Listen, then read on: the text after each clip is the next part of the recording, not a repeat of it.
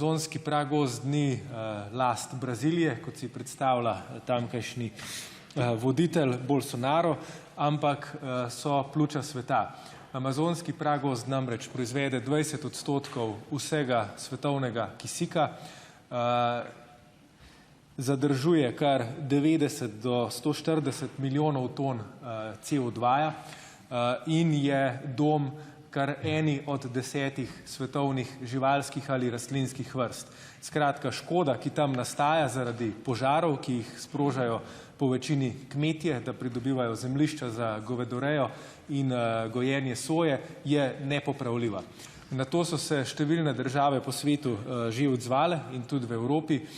Finska, ki prevzema predsedovanje svetu EU, je pozvala države članice, naj prepovejo uvoz govejega mesa in soje iz Brazilije.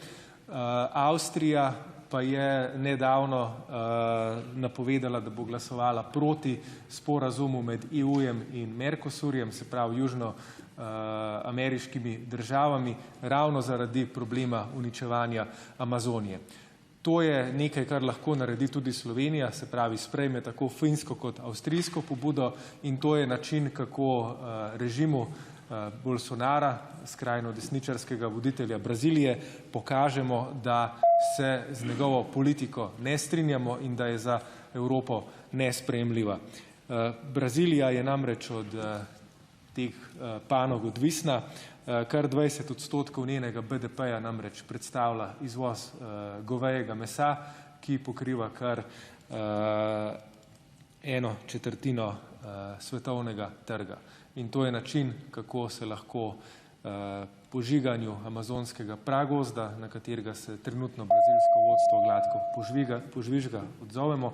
Zato sprašujem zunanjega ministra, ali bo Slovenija sprejela pobudi Finske in Avstrije, da se jasno postavimo proti. Hvala.